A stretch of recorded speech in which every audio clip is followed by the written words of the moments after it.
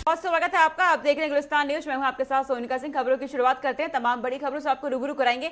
आपको पता चले कि उत्तराखंड में इस वक्त बारिश का कहर बरपा हुआ है। रेड अलर्ट जारी किया गया है मौसम विभाग की तरफ से। उत्तराखंड में भारी बारिश का कहर, 5 दिन जमकर बरसेंगे बादल। मौसम विभाग की तरफ से चेतावनी जारी की गई है। उत्तराखंड के लिए अगले 5 दिन जमकर बरसने वाले हैं। नैनीताल, पौंडी, देहरादून जिले में बारिश की आशंका जताई गई है मौसम विभाग की तरफ से। मैदानी से लेकर पहाड़ी इलाकों में भारी बारिश होगी। मौसम विभाग की तरफ से पहले ही चेतावनी जारी कर दी गई है। आपको बता दें कि उत्तराखंड में अगले 5 दिन बेहद भारी रहने वाले हैं, क्योंकि रेड अलर्ट जारी कर दिया गया है मौसम विभाग की तरफ से और कहा गया है कि अगले 5 दिन जमकर बरसेंगे बादल। नैनीताल, पौंडी, देहरादून में बारिश की आशंका जाहिर की गई है। इसी के साथ मैदानी से लेकर पहाड़ी इलाकों में भारी बारिश की चेतावनी जारी की गई है मौसम विभाग की तरफ से। अब इसे मौसम विभाग की चेतावनी को देखते हुए प्रशासन भी लगातार लोगों से अपील कर रहा है कि पहाड़ी क्षेत्रों में जाने से बचें, निचले इलाकों में इस वक्त जाने से बचें, क्योंकि पहाड़ी क्षेत्र है उत्तराखंड। ऐसे में बेहद नुकसान देखा जाता है। पहाड़ी इलाकों में सबसे ज्यादा असर देखने को मिलता है। बारिश के बाद बेहद तेज बारिश होने वाली है उत्तराखंड में। मौसम विभाग की तरफ से अगले 5 दिन के लिए अलर्ट जारी किया गया है, रेड अलर्ट जारी किया गया है मौसम विभाग की तरफ से। मैदान से लेकर पहाड़ी इलाकों में भारी बारिश देखने को मिलेगी उत्तराखंड में। अगले 5 दिन उत्तराखंड के लिए बेहद भारी रहने वाले हैं। मौसम विभाग की तरफ से रेड अलर्ट जारी कर दिया गया है उत्तराखंड के लिए। बीते दिन की बात करते हैं तो उत्तराखंड में बारिश देखी गई। अब आने वाले 5 दिन में भी उत्तराखंड में लगातार तेज बारिश देखने को मिलेगी। लोगों से सतर्क रहने की अपील की गई है। अगर बेवजह बाहर ना निकले, जरूरी काम ना हो तो घर से बाहर ना निकले, सरकार लगातार अपील कर रही है। हमारी संवाददाता विशाखा चौधरी हमारे साथ जुड़ गई है तमाम जानकारी के साथ। विशाखा, अगले 5 दिन उत्तराखंड के रेड अलर्ट जारी किया गया है। इस वक्त क्या मिजाज है मौसम का और मौसम विभाग क्या कुछ कह रहा है? तरीके से मौसम विभाग में रेड अलर्ट उत्तराखंड के कई जिलों में है। और मौसम की बात करें तो कल से ही राजधानी देहरादून से लेकर तमाम जो पहाड़ी जिले हैं उनमें लगातार बारिश हो रही है।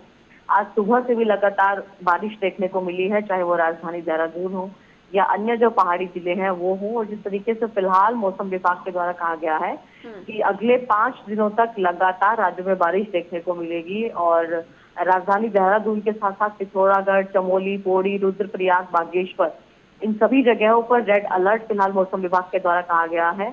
और अगले 5 दिनों में भारी बारिश इन सभी जिलों में देखने को मिलेगी, ऐसा मौसम विभाग के द्वारा कहना है। और बात करें फिलहाल तैयारियों की तो प्रशासन ने जो तमाम अधिकारी हैं, आपदा प्रबंधन दल है, उनको अपने अपने क्षेत्रों में तैनात किया है। यहाँ के जो जिलाधिकारी हैं राजेश कुमार, उन्होंने भी जो तमाम जो आपदा प्रबंधन दल है उनको कहा है कि अपने अपने क्षेत्रों में तैनात रहें।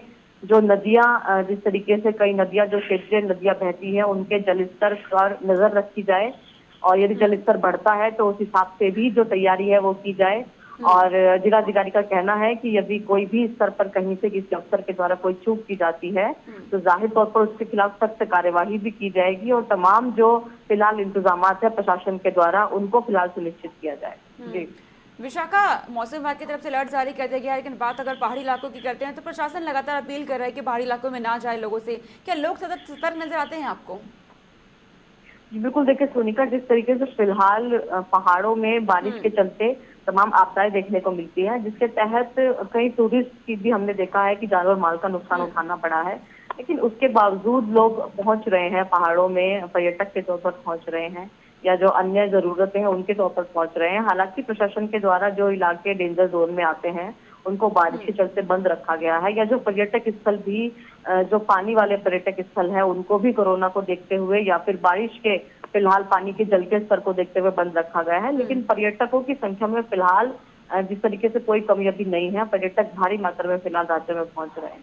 पर्यटक का जिक्र करा विशाखा आपने, तो पर्यटकों को देखते हुए आने वाले पर्यटकों के लिए तमाम क्या व्यवस्था की जा रही है प्रशासन की तरफ से, क्योंकि मौसम बदला हुआ है उत्तराखंड में?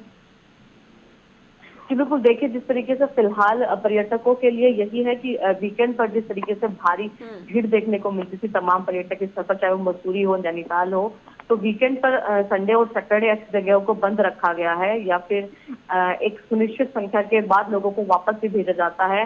भारी संख्या में वाहन राजधानी देहरादून के बॉर्डर से या नैनीताल के बॉर्डर से वापस भेजे जाते हैं प्रशासन के द्वारा। और जिस तरीके से फिलहाल क्योंकि मौसम के हालात हैं और कोरोना के जो 3rd वेरिएंट है उसको देखते हुए ये तमाम प्रिकॉशंस रखे जा रहे हैं। और जो संख्या एक जिस तरीके से पहुंचनी चाहिए, एक जो सुनिश्चित संख्या है उसके तहत ही लोगों को फिलहाल जो तमाम पर्यटक स्थल है उनके लिए खोले गए हैं। लेकिन फिलहाल जिस तरीके से लोग पहुंच रहे हैं उनकी संख्या में फिलहाल कोई कमी नहीं है। पर्यटक भारी संख्या में आ रहे हैं, तमाम बॉर्डर से आ रहे हैं, तो ये जो सारी चीजें हैं वो फिलहाल उत्तराखंड में देखने को मिली। ठीक है विशाखा, तमाम जानकारी आपने दी कि उत्तराखंड में मौसम विभाग कैसा प्रशासन की तैयारी करिए। बहुत शुक्रिया आपका तमाम जानकारी हम तक पहुंचाने के लिए। इसी बीच बड़ी जानकारी सामने आ रही है, आज सीएम पुष्कर सिंह धामी कैबिनेट की अहम बैठक होने वाली है। इस बैठक में आपको बता दें कि आज सुबह 11 बजे सचिवालय में ये बैठक होगी। महत्वपूर्ण ये बैठक होने वाली है सीएम पुष्कर सिंह धामी की अध्यक्षता में ये बैठक होने वाली है। आगामी विधानसभा चुनाव है 2022 में, समय बहुत कम बचा है। ऐसे में इस बैठक में अहम फैसले लिए जा सकते हैं। बैठक में सभी मंत्री शामिल होंगे। आपको बताते चले 11 बजे ये महत्वपूर्ण बैठक होने जा रही है। आज पुष्कर सिंह धामी कैबिनेट की अहम बैठक है। तमाम बड़े फैसले लिए जा सकते हैं। आगामी विधानसभा चुनाव को देखते हुए तमाम रणनीतियां बनाई जा सकती है। कार्यकर्ताओं की जिम्मेदारी भी बताई जा सकती है कि किस तरीके से रणनीति बनाई जाए। सीएम पुष्कर सिंह धामी की अध्यक्षता में ये बैठक होने वाली है।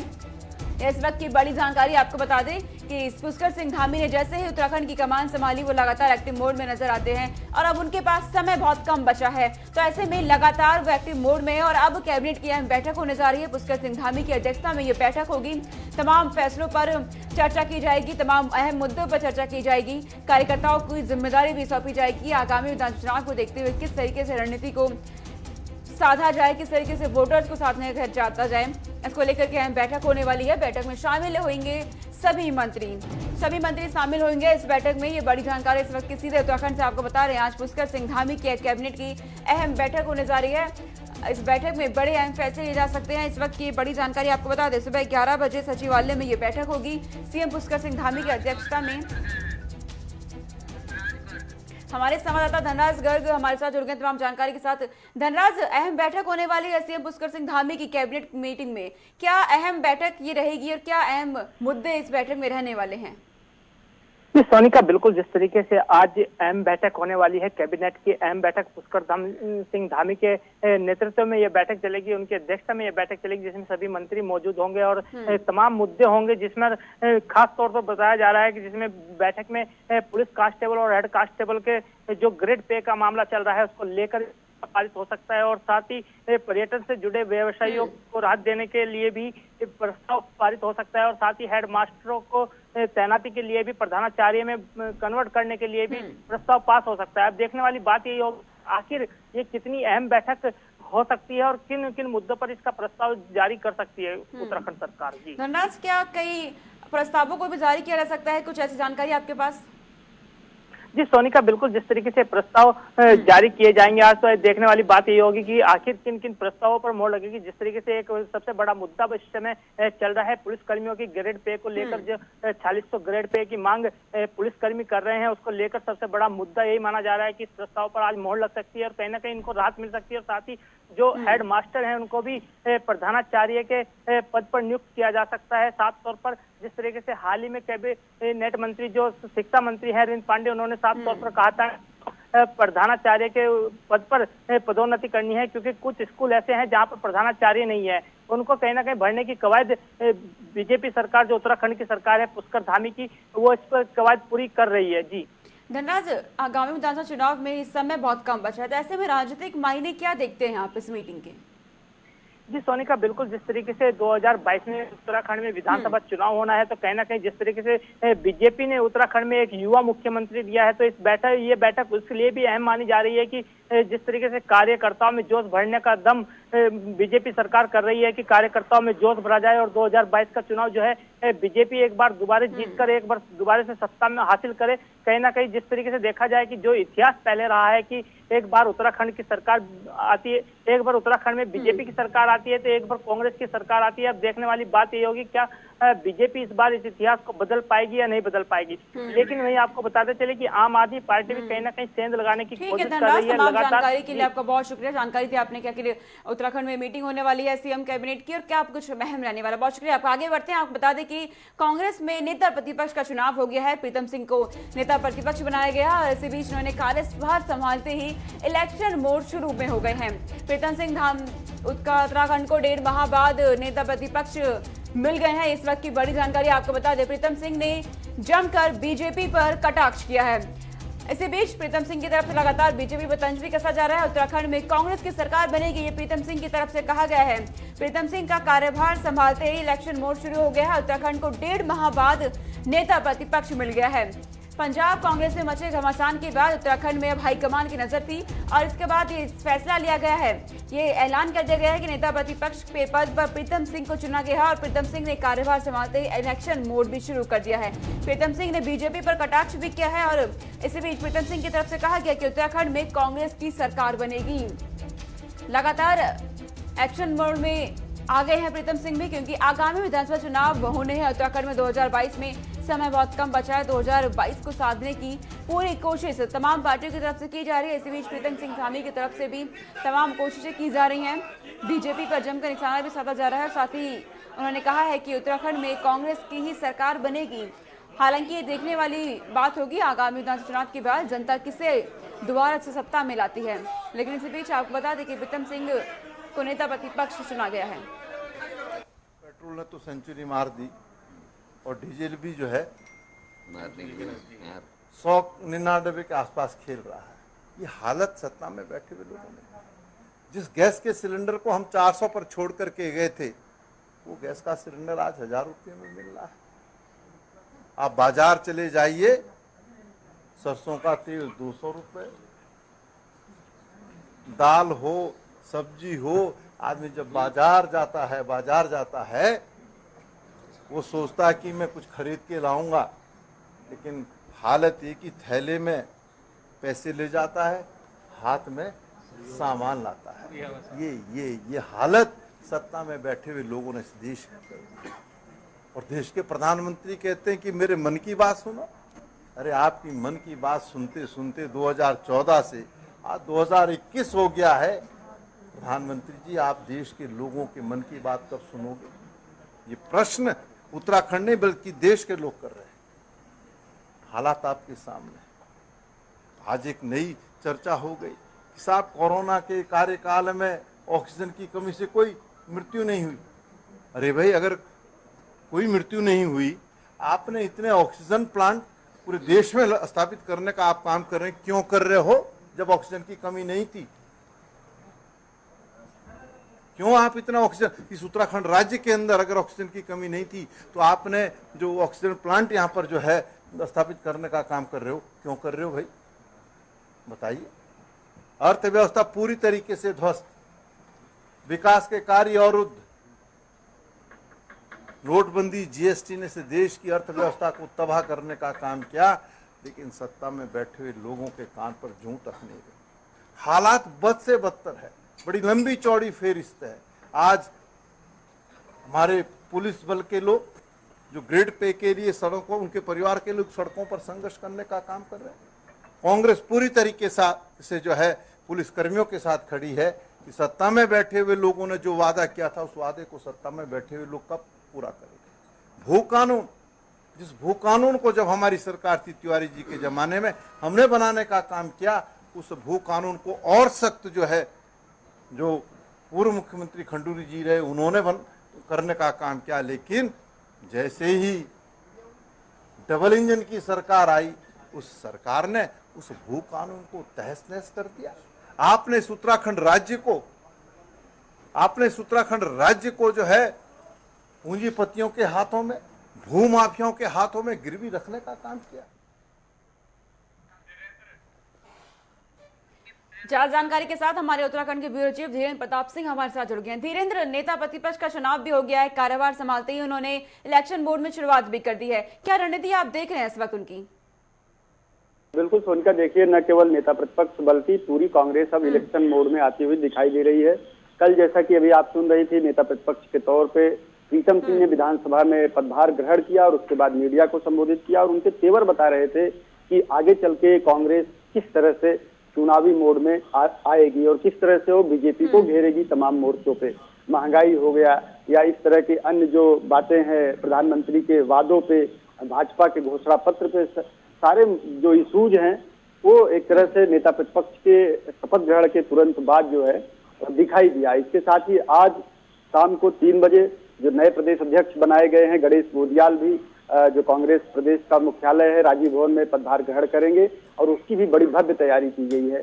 अब भव्यता के साथ इसलिए सारे इनके पदाधिकारी पदभार ग्रहण कर रहे हैं जिससे उनके जो कार्यकर्ता हैं उनका मनोबल बढ़े और एक संदेश जाए पूरे प्रदेश में कि कांग्रेस एकजुट है। क्योंकि आपको ध्यान होगा जब 4 कार्यकारी अध्यक्ष बनाए गए तो उसका कांग्रेस के कई धड़ों में विरोध हो रहा था। इन सब चीजों को लेकर के जो एक नेगेटिविटी का मैसेज राज्य में जा रहा था उसको लेकर के कांग्रेस का नेतृत्व है काफी सचेत हुआ है और उसने इसी वजह से भव्यता के साथ और सारी एकजुटता के साथ अपने कार्यकर्ताओं का मनोबल बढ़ाने के लिए राज्य में एक सकारात्मक मैसेज देने के लिए इस तरह से मीडिया से भी मुखातिब हो रहे हैं और अपने कार्यकर्ताओं से भी मुखातिब हो रहे हैं। प्रीतम सिंह कल अपना जो पदभार है ग्रहण करने के तुरंत बाद मुख्यमंत्री पुष्कर सिंह धामी से भी मिले और लखवाड़ ब्यासी परियोजना को लेकर के उसे पूरा करने का उन्होंने उससे अनुरोध किया। इसके साथ ही आज कांग्रेस की सियासत में एक नया अध्याय शुरू होगा जब गणेश गोदियाल नए प्रदेश अध्यक्ष के तौर पे अपना पदभार ग्रहण करेंगे और कार्यकर्ताओं को संबोधित करेंगे। लेकिन सोनिका मैं बता दूं प्रीतम सिंह की बात करें तो प्रीतम सिंह बहुत ही सौम्य लेकिन तेज तर्रार नेता माने जाते हैं। उनकी जो पृष्ठभूमि है सियासी है, उनके जो पिताजी थे स्वर्गीय गुलाब सिंह वो भी काफी बड़े राज्य के नेता थे और इनको राजनीति विरासत में मिली हुई है। तो प्रीतम सिंह मुख्यमंत्री के मुद्दे को लेकर के मीडिया में ये बात आ रही थी कि कांग्रेस में प्रीतम सिंह वर्सेस हरीश रावत एक चरम स्तर की गुटबाजी चल रही है। उसको उन्होंने नकारते हुए ये कहा है कि ऐसी कोई गुटबाजी नहीं है और कांग्रेस कार्यकर्ता सामूहिक नेतृत्व में चुनाव लड़ेंगे। उन्होंने चुटीले अंदाज में ये भी कहा कि मुख्यमंत्री के चेहरे की अगर आप लोग बात करते हैं तो मैं क्या बुरा हूं या करण महरा क्या बुरे हैं या काजी निजामुद्दीन क्या बुरे हैं, सब लोग कांग्रेस में सभी लोग मुख्यमंत्री का चेहरा है। उन्होंने कहा कि मुख्यमंत्री कौन बनेगा यह चुनाव के बाद विधायक दल के लोग तय करेंगे, जो विधायक दल का नेता होगा वही मुख्यमंत्री बनेगा। इसके साथ ही उन्होंने कहा कि बीजेपी से सड़क पे उतर करके संघर्ष किया जाएगा और जो उनके मुद्दे हैं जनता के खिलाफ उन सबको जनता के बीच ले जाया जाएगा और 2022 का जो जनादेश है वो कांग्रेस को ही मिलेगा। धीरेन्द्र, नेता प्रतिपक्ष की अगर बात करें प्रीतम सिंह की तो उत्तराखंड वासियों के बीच किस कैसे भूमिका इनकी देखते हैं, तो किससे कि कांग्रेस को आने वाले समय में 2022 को साधने में सफल हो पाएगी क्या? बिल्कुल सोनिका, मैं आपको बता दूं नेता प्रतिपक्ष के तौर पे कुछ खास भूमिका अदा करने का मौका प्रीतम सिंह को मुझे लगता है नहीं मिलेगा, क्योंकि नेता प्रतिपक्ष की जो प्रमुख भूमिका होती है वह प्रायः सदन के पटल पे दिखाई देती है। यानी विधानसभा का जब सत्र होता है तो उसमें नेता प्रतिपक्ष के नेतृत्व में विपक्ष के लोग तमाम मुद्दों को उठाते हैं, सरकार को घेरते हैं, सरकार को असहज करते हैं, उसके वादों को और उसकी वादा खिलाफी को लोगों के सामने लाते हैं। लेकिन आपको बता दूं कि सितंबर में आयोजित होने वाले मानसून सत्र के बाद शायद कोई और सत्र नहीं होगा या कोई सत्र होगा भी तो जनवरी में तो शायद बहुत छोटा होगा, क्योंकि जनवरी में ही यहाँ पे चुनाव की प्रक्रिया शुरू हो जाएगी और आचार संहिता लग जाएगी। उसके बाद 18 मार्च को नई सरकार का गठन हो जाएगा। तो नेता प्रतिपक्ष के तौर पे कुछ खास सरकार या भाजपा को घेरने के लिए प्रीतम सिंह सदन में तो कुछ नहीं कर पाएंगे, लेकिन नेता प्रतिपक्ष के तौर पे वो तमाम मुद्दों को लेकर के सड़कों पे उतर सकते हैं, जनता के बीच जा सकते हैं, अपने कार्यकर्ताओं का मनोबल बढ़ा सकते हैं और चुनाव की जो स्पीड है उसे बढ़ा सकते हैं। और 2022 का जो चुनावी महाभारत है उसमें अपना एक प्रमुख रोल, एक प्रमुख भूमिका निभा सकते हैं नेता प्रतिपक्ष के तौर पे। हालांकि एक बात और उल्लेखनीय है, आपको मैं बताना चाहूंगा कि पूरे 5 साल के लगभग वो प्रदेश अध्यक्ष के तौर पे उन्होंने काम किया और जब मेन चुनाव का समय आया यानी 2022 का आम विधानसभा चुनाव, तब उनको नेता प्रतिपक्ष पद पे बिठा दिया गया।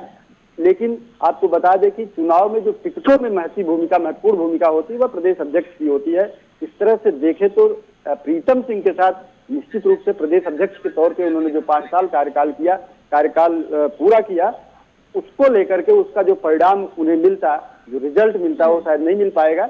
लेकिन फिर भी प्रीतम सिंह का एक जबरदस्त एक मजबूत गुट है राज्य में, उत्तराखंड में और खासकर कांग्रेस की सियासत में वो बड़े नेता हैं और चुनाव परिणाम के बाद वो एक महत्वपूर्ण भूमिका में दिखाई देंगे। ठीक है धीरेन्द्र, तमाम जानकारी आपने दी कि कांग्रेस भी एक्टिव मोड में आ गई उत्तराखंड में। हालांकि ये समय बताएगा कि किससे का चुनाव जनता करेगी। बहुत शुक्रिया आपका धीरेन्द्र। आगे रुक करते हैं, आपको बता दें कि उत्तराखंड में तमाम बॉर्डर्स पर पुलिस ने इस वक्त सख्ती बढ़ा रखी है। उत्तराखंड की सीमाओं पर पुलिस का पहरा इस वक्त देखने को मिल रहा है। इस वक्त की बड़ी जानकारी सामने आ रही है।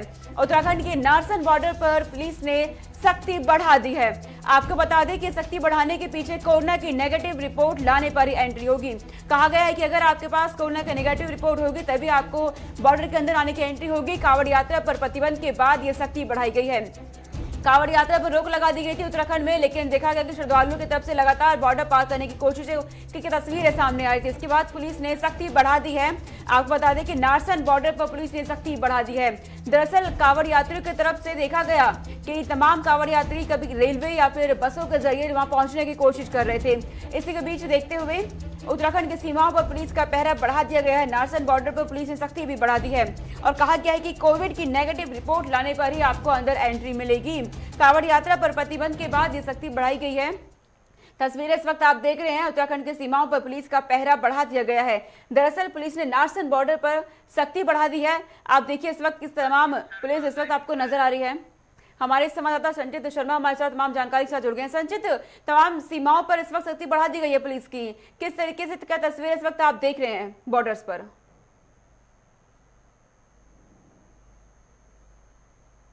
आपको आवाज आ रही है संचित? तो तस्वीरें इस वक्त आप देख रहे हैं, नारसन बॉर्डर पर पुलिस ने सख्ती बढ़ा दी है। हमारे संवाददाता जुड़ने की कोशिश कर रहे हैं, तमाम जानकारी आप तक पहुंचाएंगे। कोरोना की नेगेटिव रिपोर्ट लाने पर ही आपको अंदर एंट्री मिलेगी, ये साफ तौर पर कह दिया गया है। आपको बता दें कि कांवड़ यात्रा पर प्रतिबंध के बाद ये सख्ती बढ़ाई गई है। तस्वीरें आप देखिए इस वक्त चाक चौबंद पुलिस की तरफ से लगातार तमाम पुलिस यहाँ नजर आ रहे हैं। सुरक्षा के हिसाब से बॉर्डर पर सख्ती बढ़ाई गई है। हमारे संवाददाता संचित हमारे साथ जुड़ गए हैं। संचित, बॉर्डर्स पर सख्ती इस वक्त बढ़ा दी गई है पुलिस की तरफ से, क्या तस्वीरें आप देख रहे हैं? सावन का पहला सोमवार था, जिसको लेकर के कांवड़ यात्री और कांवड़ श्रद्धालु जो बॉर्डर क्रॉस करने की कोशिश कर रहे थे, सबसे पहले उनकी सघन चेकिंग करी गई पुलिस द्वारा। सघन चेकिंग करने के बाद जो कांवड़ मेला अधिकारी है उन्होंने भी उसका निरीक्षण किया। साथ ही साथ शाम 7 बजे तक अगर आपको बताऊं तो काली नदी पुलिस चौकी के पास जो चेक पोस्ट पड़ता है वहां पर से करीब 300 गाड़ियों को वापसी लौटाया गया है, जिसमें जिन लोगों की negative report, corona negative report नहीं थी, जिनके पास कोरोना रिपोर्ट नहीं थी, साथ ही साथ जो कांवड़ यात्रियों की बात करें, जो कांवड़ यात्री प्रवेश करने की कोशिश कर रहे थे, उनको मिलाकर के करीब 300 गाड़ियों को वापसी लौटाया गया। और जिस तरीके से बात उत्तराखंड की करें तो पुलिस ने इस वक्त एक निर्देश जारी किया है, जिसमें उन्होंने कहा है कि उत्तराखंड के अंदर अगर कोई भी कांवड़ यात्री धोखाधड़ी से किसी भी तरीके से उत्तराखंड में प्रवेश करने की कोशिश करता है तो उनको 15 दिन के लिए क्वारंटाइन कर दिया जाएगा। इसके लिए विकासनगर और देहरादून के जैन धर्मशाला में और विकासनगर के वैश्य धर्मशाला में क्वारंटाइन सेंटर बनाया गया। उनको 15 दिन के लिए वहां पर क्वारंटाइन कर दिया जाएगा अगर कोई भी कांवड़ यात्री या कांवड़िए बिना परमिशन के उत्तराखंड के अंदर प्रवेश करते हैं। ठीक है संचित, अब ये जानकारी दीजिएगा कि प्रशासन की तरफ से क्या व्यवस्था की गई? पुलिस ने तो सख्ती बढ़ा दी है कांवड़ यात्रियों को रोकने के लिए, लेकिन प्रशासन की तरफ से क्या व्यवस्था की गई ताकि लोगों तक गंगा जल पहुंच सके, क्योंकि गंगा जल लेने के कांवड़ यात्री पहुंच रहे हैं बार बार? देखिए, जिस तरीके से कांवड़ियों के लिए गंगा जल की व्यवस्था पुलिस ने पहले ही कर दी थी। जो बॉर्डर के पास लगे पानी के टैंकर हैं उनके अंदर गंगा जल की व्यवस्था कराई गई है। उनमें पानी के जो टैंकर हैं उनको गंगा जल से भरवाया गया और उन टैंकरों को बॉर्डर के पास रखवाया गया। अगर किसी भी कांवड़िए को गंगा जल की आवश्यकता है तो वो गंगा जल वहां से भर करके जा सकता है, लेकिन अगर वो प्रवेश करने की कोशिश करेगा उस पर पूरी तरीके से उत्तराखंड सरकार ने प्रतिबंध लगाया है कि कोई भी कांवड़ यात्री को कांवड़ यात्रा पर उत्तराखंड के अंदर पूरी तरह से प्रतिबंध जो लगाया गया उसको देखते हुए कि तीसरी लहर कोरोना की जिस तरीके से आ रही है। कल मुख्यमंत्री का एक कार्यक्रम में मुख्यमंत्री ने कहा कि उत्तराखंड की जो तीसरी लहर आने वाली है उसमें कोरोना में उन्होंने पूरी तैयारियां कर ली है और किसी भी तरीके की लापरवाही नहीं बरती जाएगी, चाहे वो श्रद्धालुओं को लेकर के हो, चाहे वो पर्यटकों को लेकर के हो, किसी भी तरीके से कोई लापरवाही उत्तराखंड प्रदेश के लिए नहीं बरती जाएगी। ठीक है संचित, तमाम जानकारी आपने दी कि उत्तराखंड के बॉर्डर पर इस वक्त पुलिस का पहरा बढ़ा दिया गया है। बहुत शुक्रिया आपका तमाम जानकारी हम तक पहुंचाने के लिए। इस बुलेटिन में इतना ही। देश दुनिया की तमाम खबरों के लिए देखते रहिए गुलिस्तान न्यूज। नमस्कार।